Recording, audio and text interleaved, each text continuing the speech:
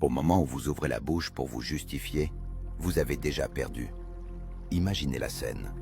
L'accusation tombe, un léger reproche lors d'un dîner, une remise en question de votre compétence en réunion, un amoureux déformant vos paroles. Vous sentez la chaleur monter dans votre poitrine.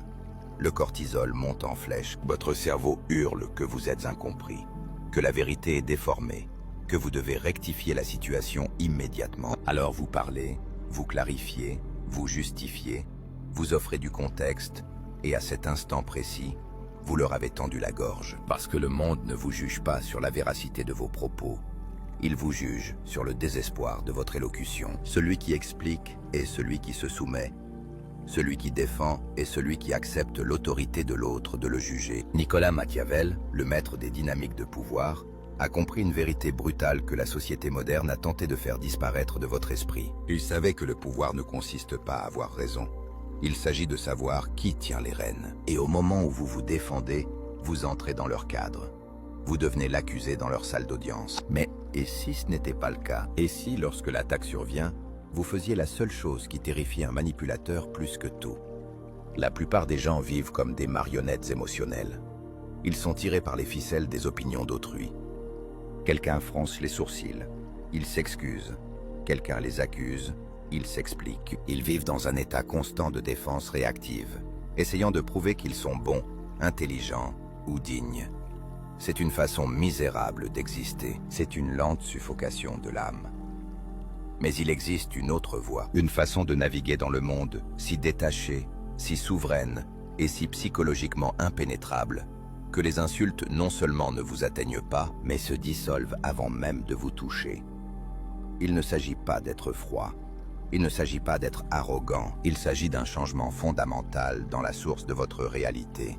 Aujourd'hui, nous allons disséquer la psychologie de la non-défense. Nous allons examiner pourquoi votre biologie vous trahit dans ces moments et comment la contourner avec une stratégie que Machiavel aurait chuchotée à un prince. Je vais vous montrer comment inverser instantanément la dynamique de pouvoir.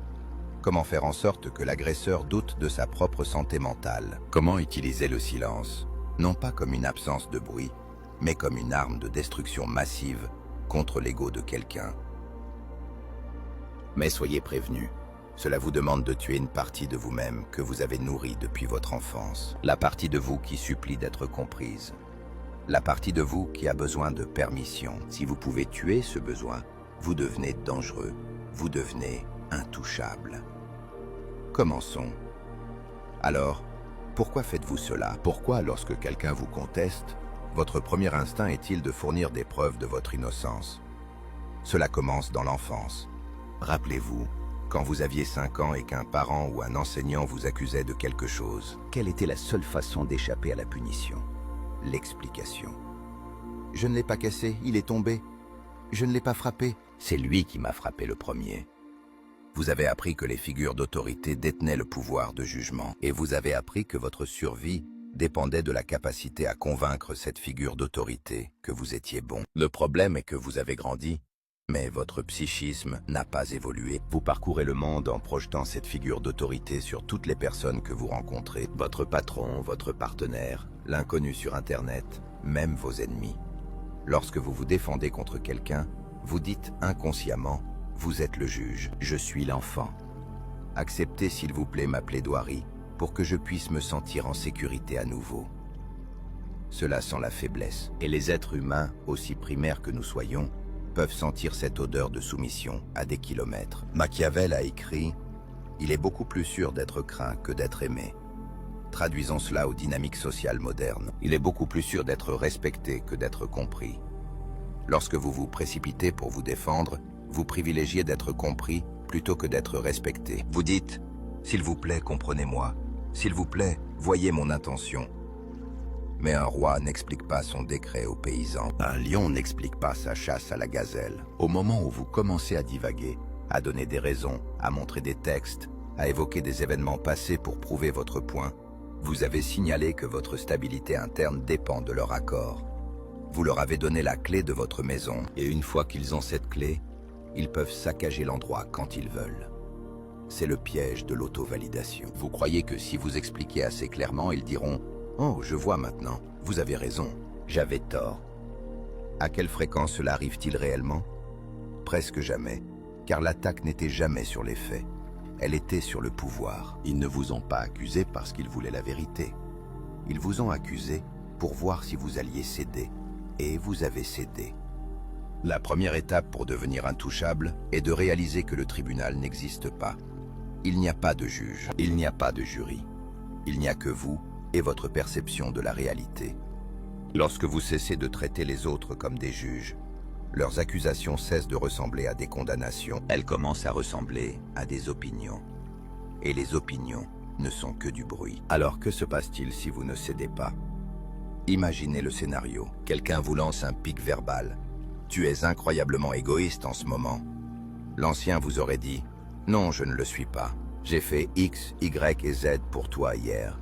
Je suis juste fatigué, défensif, faible, réactif. » Maintenant, imaginez l'approche machiavélienne. Ils disent « Tu es incroyablement égoïste en ce moment. » Vous les regardez. Vous maintenez le contact visuel. Vous ne clignez pas des yeux. Vous gardez votre visage complètement neutre. Vous laissez le silence planer dans l'air pendant 3, 4, 5 secondes. Savez-vous ce qui se passe pendant ce silence? C'est un vide psychologique. Le cerveau humain est terrifié par le silence pendant un conflit. Il signale une rupture dans le tissu social. Il signale que l'autre personne ne joue pas le jeu. Lorsque vous restez silencieux, vous leur renvoyez leur énergie. Vous les forcez à s'asseoir dans la tension qu'ils ont créée. Habituellement, ils commencent à s'effondrer. Ils parleront à nouveau pour combler le vide. Je veux dire, tu n'es pas toujours égoïste, mais juste là, maintenant. Pourquoi me regardes-tu comme ça? Ils commencent à se défendre contre votre silence. Le pouvoir a basculé. C'est la méthode de la roche grise, poussée à un niveau militarisé. Vous devenez un vide. Un vide ne peut pas être attaqué. On ne peut pas frapper le brouillard. On ne peut pas couper l'eau. En refusant d'opposer la résistance d'une défense, vous faites en sorte que leur attaque vous traverse et les déséquilibre. Cela exige un immense contrôle interne, parce qu'à l'intérieur, votre ego hurle. « Bats-toi, dis quelque chose d'intelligent. » Vous devez maîtriser ce chien. Machiavel savait que la personne la plus puissante dans la pièce est celle qui ne peut pas être lue. Si vous vous défendez, vous révélez vos valeurs. Vous révélez ce qui vous blesse. Vous révélez vos points faibles. « Je ne suis pas stupide », criez-vous. Maintenant, ils savent que votre insécurité est l'intelligence. Je ne suis pas une mauvaise personne. Maintenant, ils savent que votre insécurité est la moralité. Le silence ne révèle rien. C'est un miroir sombre. Et quand ils s'y regardent, ils ne voient que leur propre agression réfléchie sur eux, ce qui les met mal à l'aise. Cela les fait se sentir jugés. Ce qui est ironique, car vous n'avez pas dit un mot. Parfois, le silence ne suffit pas. Parfois, la situation exige des mots, mais jamais des mots défensifs. Si vous devez parler, vous ne repoussez jamais la force, vous la tirez. Vous utilisez l'aïkido de la conversation. Il existe un concept en psychologie noire appelé accord et amplification. Il crée un état de dissonance cognitive chez l'agresseur. Si quelqu'un vous accuse de quelque chose d'absurde, vous défendre valide l'absurdité. Cela suggère que l'accusation est suffisamment sérieuse pour justifier une réponse. Au lieu de cela, vous vous y penchez, vous l'exagérez jusqu'à ce qu'elle devienne une caricature. Agresseur, tu es tellement obsédé par l'argent, tu es avare.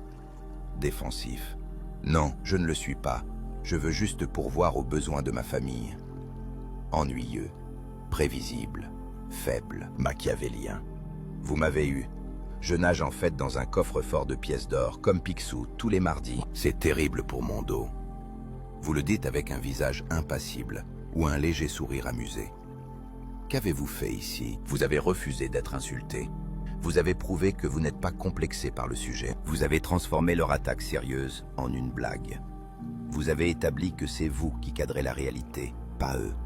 Cela prive l'agresseur de son arme. Ils voulaient vous faire du mal. Au lieu de cela, vous avez pris leur couteau et avez commencé à peler une pomme avec. Cela signale une maîtrise amusée. La maîtrise amusée est l'état ultime de statut élevé. C'est l'attitude d'un parent regardant un enfant faire une crise de colère. Vous ne vous fâchez pas contre l'enfant. Vous ne discutez pas avec l'enfant. Vous êtes amusé par le drame, parce que vous savez que vous êtes en sécurité. Quand vous vous défendez, vous vous mettez au même niveau et vous vous disputez avec l'enfant. Ne faites pas ça. Redressez-vous. Regardez de haut. Souriez. Robert Greene, dans les 48 lois du pouvoir, parle de la loi 25. Recréez-vous. Une partie de cela consiste à refuser l'identité que les autres essaient de vous imposer. Quand ils vous étiquettent, ils essaient de vous enfermer dans une boîte. Si vous combattez la boîte, vous interagissez toujours avec elle. Si vous vous moquez de la boîte, vous la dissolvez. Tu es arrogant. Je préfère le terme charmant et confiant, mais c'est vrai. Tu ne te soucies de personne d'autre que de toi-même. J'y travaille. Je t'ajouterai à la liste des personnes dont je me soucie l'année prochaine.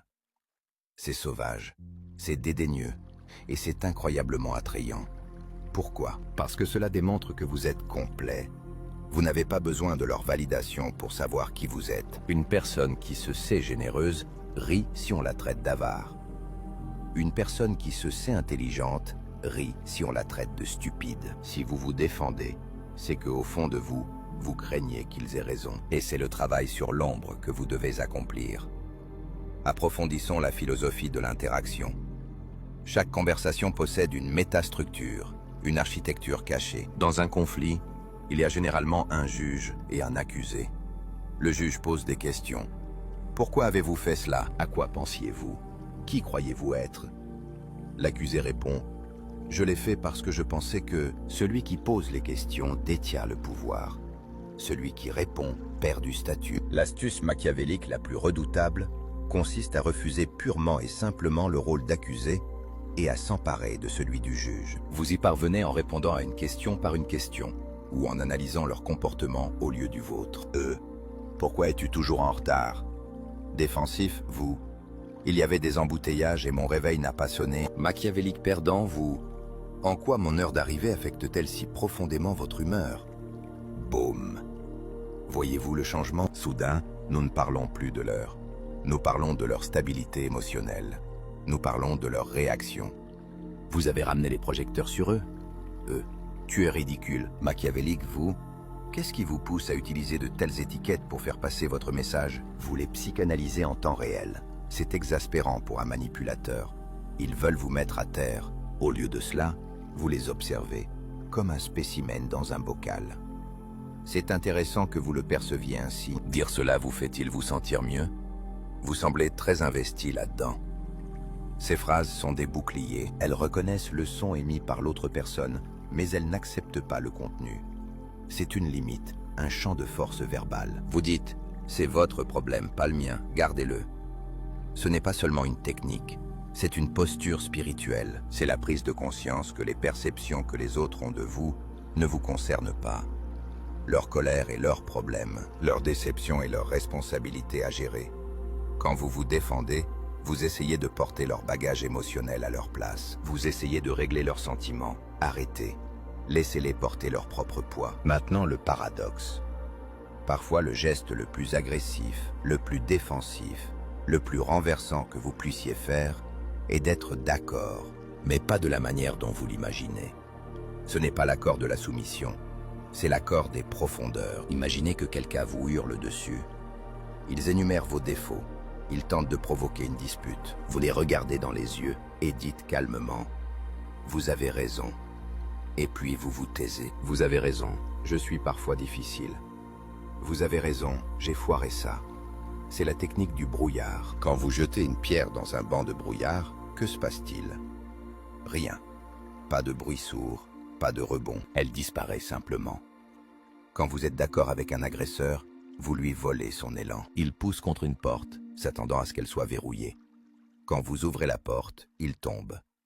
Ils veulent une dispute. Ils veulent de la résistance. La résistance valide leur colère.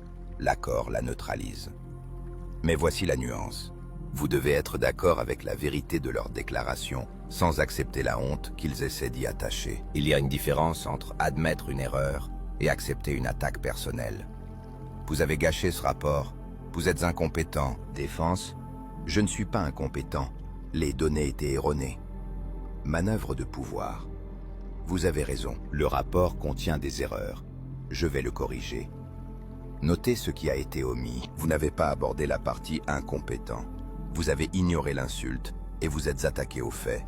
Vous avez assumé l'action, mais pas l'identité. Cela témoigne d'une immense confiance en soi. Seule une personne sûre de sa compétence peut admettre une erreur aussi facilement. Les personnes peu sûres d'elles se battent jusqu'à la mort pour prouver qu'elles n'ont pas commis d'erreur. Les personnes sûres d'elles disent « Oups, ma faute » et passent à autre chose.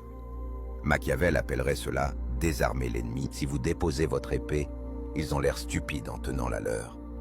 Cela leur coupe le souffle. Cela les fait paraître hystériques et vous, stables. Et à long terme, l'histoire est écrite par les stables. Rien de tout cela ne fonctionne, si ce n'est qu'une tactique. Si vous utilisez ces phrases, mais que votre voix tremble, ou que vos yeux s'agitent, ou que votre énergie crie « S'il vous plaît, aimez-moi », cela échouera. La psychologie sombre, c'est 20% de mots et 80% de cadres non verbal. Vous devez construire l'architecture interne pour soutenir le silence. Ceci nous ramène à l'ombre. Pourquoi cela fait-il mal quand il vous attaque? Parce qu'il touche une blessure qui est déjà là. Si je vous dis que vous avez la peau verte, vous ne vous énerverez pas. Vous penserez que je suis fou. Vous ne vous défendrez pas, vous rirez.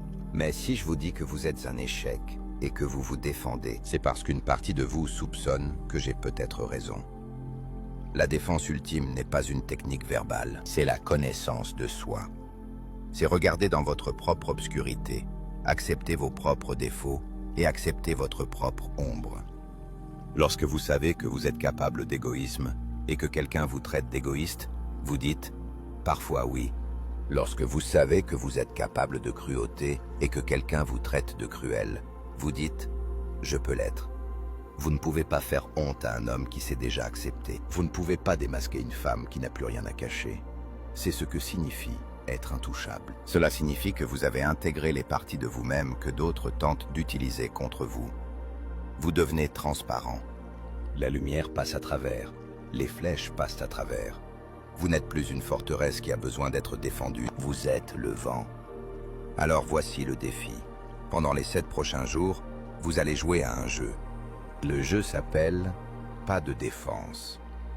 Quoi qu'il arrive, quelle que soit la petite accusation, il vous est interdit de vous expliquer. Si vous êtes en retard, dites « Je suis en retard ». Ne donnez pas la raison.